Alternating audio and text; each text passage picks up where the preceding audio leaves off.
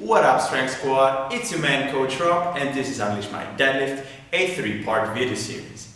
I want to keep this video series as short and sweet as possible while giving you the most amount of value I can. So this part 1, will be about mobilization. More specifically, mobilization of your hip flexors, the front of your hips. Now, why do I care for the front of your hips? If you spend a lot of time sitting, and that's something a lot of us do, your hip flexors tend to get very tight. The problem with that is, the tighter your hip flexors, the less glute activation you get during your deadlift and your squats. And believe me, you want to have as much glute activation as you can when deadlifting and squatting heavy. So in other words, by opening up the front of your hips, you get more glute activation when deadlifting and squatting, which in turn allows you to lift more weight, build muscle faster, and protect your lower back. The following routine is something I got from Rick Cazal, so credits to him. I love it because you can do it from home, you need minimal equipment, just something to stand on in the beginning, thickness between 3 and 5 centimeters, more than enough. Without further ado, let's jump right into it. In this exercise, you want to keep your pelvis parallel to the floor, and each time you swing, you want to reach a bit further. Aim for 5 reps, then we move on to the next one, side to side variation. The idea of this routine is to get your hips warm. The last one would be a side to a 45 degrees angle. Minimum movement in the rest of your body.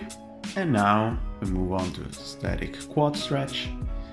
Hips, knees and upper body in one line. Rib cage down, glutes engaged. If you want to intensify this stretch, you can reach up with the opposite arm to keep a more upright torso. The third exercise is a 90-90 kneeling stretch.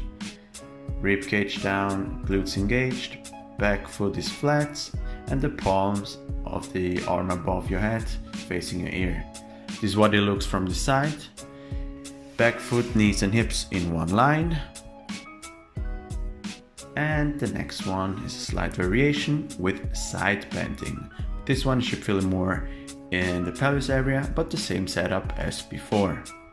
An important side note, you should only aim for a light stretch in the front of your hips, because if you go too hard, your muscles will get tight as a protective mechanism, and we want to avoid that.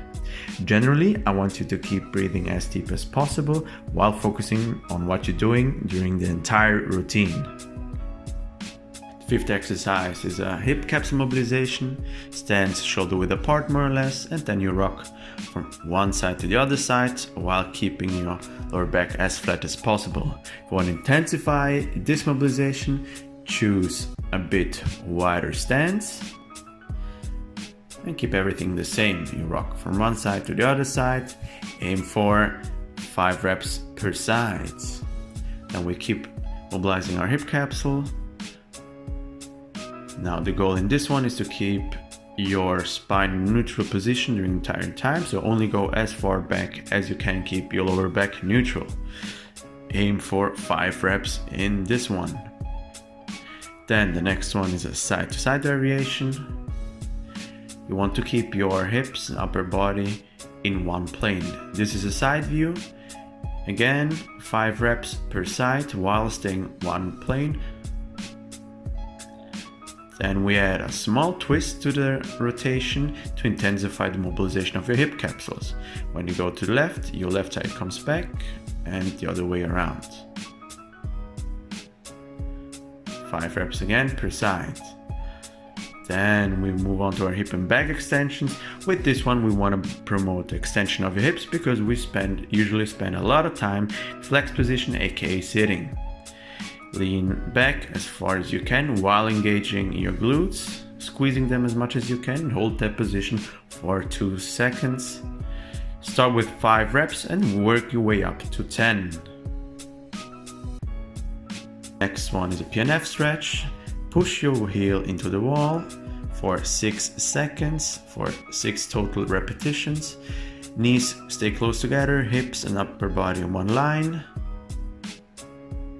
You want to avoid to let your knees come out, as in this variation, and you only push with 10% of your strength, so it's a slight push. If you want to make it a bit more intense, you can move further away from the wall. PNF is short for proprioceptive neuromuscular facilitation. That's a fancy way of saying we contract the muscle in order for it to relax. Side view, 90 degrees. And after opening up everything, we want to add some stability. That's why we're doing some front to side plank variation. Belly button in, glutes engaged. Hold that position for up to 60 seconds. Switch to the side variation. Once again, everything in one line.